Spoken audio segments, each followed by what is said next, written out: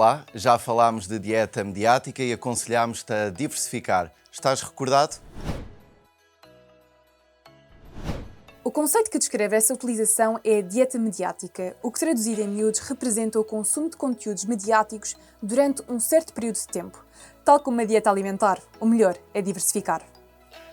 Certamente que todos os dias consomes conteúdos disponibilizados na internet, sejam de entretenimento ou de informação. Até aposto que segues alguns youtubers, instagramers, tiktokers ou podcasters. Conheces o conteúdo, mas já pensaste nas vantagens do meio digital?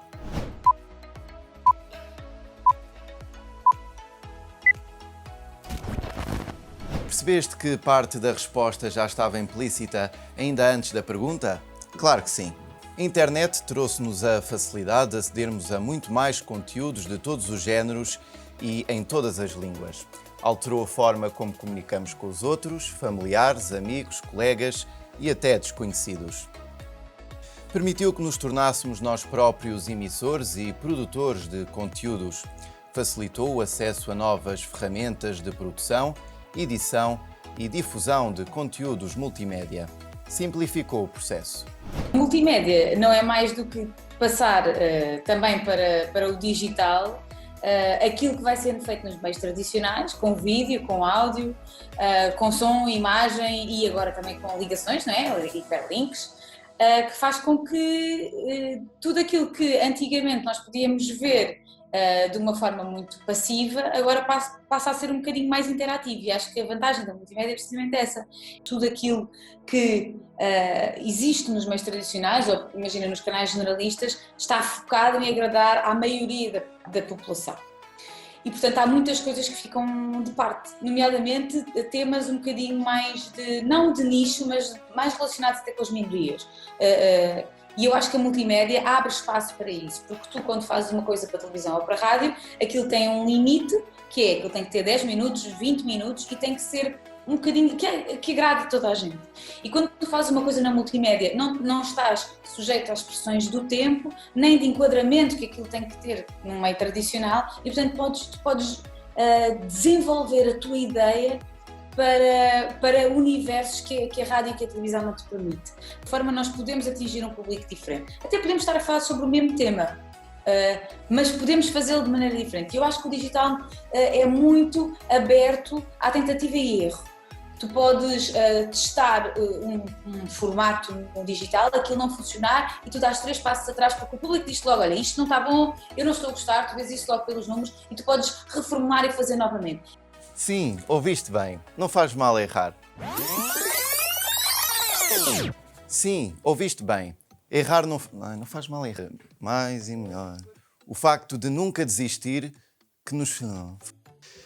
Sim, ouviste bem. Não faz mal errar. É o erro e a tentativa de fazer mais e melhor, o facto de nunca desistir que torna algumas pessoas diferentes das outras.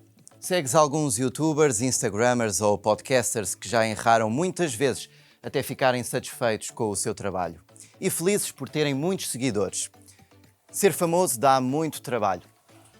Mas para fazer um bom trabalho é preciso adquirir as competências adequadas. 5 segundos para identificares algumas competências. Vamos a isso?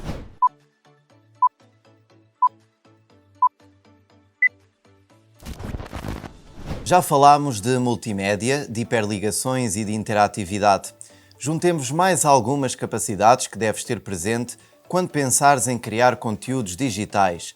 Saber quando publicar o conteúdo, domina o tempo antes que o tempo te domine a ti, e só o publicar depois de estar devidamente validado ou verificado.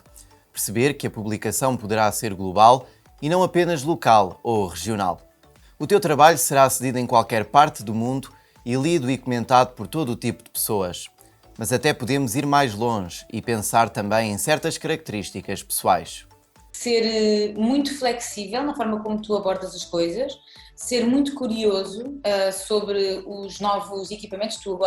Eu há pouco tempo estava a falar com uns amigos, os telemóveis que nós tínhamos há 5 anos são exponencialmente mais complexos agora ou seja, nem é o mesmo, nós nem sequer podemos chamar aquilo que temos hoje telefones, acho que é um bocadinho redutor. E eu acho que quando tu trabalhas em multimédia, tens que ter consciência que todos os dias ou todos os meses tens que estar um bocadinho atento àquilo que vai acontecendo, todos os dias são desenvolvidas apps que te permitem fazer coisas novas, às vezes com apps que te custam 3 euros, e é um bocadinho tu teres um bocado essa flexibilidade e essa curiosidade de, ok, eu tenho este conteúdo, como é que eu o posso desenvolver da forma mais interessante possível?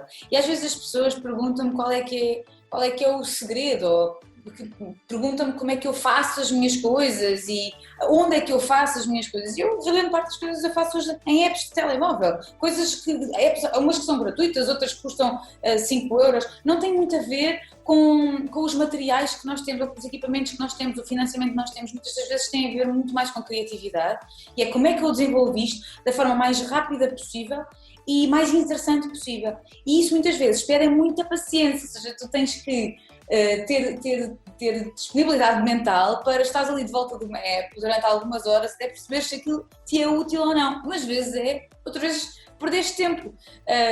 E para além disso, é tu ires procurar alguns casos que têm sucesso, e quando eu digo que têm sucesso, não tem a ver com eu identificar-me com eles ou não, ok, isto está a chegar a pessoas, o meu objetivo é chegar às pessoas, e então eu analisar esses casos de sucesso, perder algum tempo, por exemplo, a ver vídeos do YouTube, dos youtubers que têm mais seguidores, e perceber, ok, o que é que ele está a fazer que eu também posso aplicar dentro do contexto, dentro do tema que eu estou a desenvolver. Pois é, mais um aspecto importante que condiciona todo o processo, a curiosidade. Estar atento, ver o que os outros estão a fazer para depois desenvolver produtos diferenciadores e originais. E para começar, basta teres um telemóvel e descobrir que aplicações são necessárias para desenvolver o teu trabalho. Recordas-te de algumas?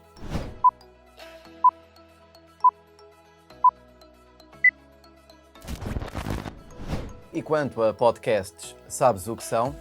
São conteúdos em áudio que estão disponíveis online para serem ouvidos onde e quando quiseres. Os podcasts podem ser temáticos, contar uma história, oferecer um debate, ou podem ser simples conversas sobre os mais variados assuntos. Costumas ouvir e gravar?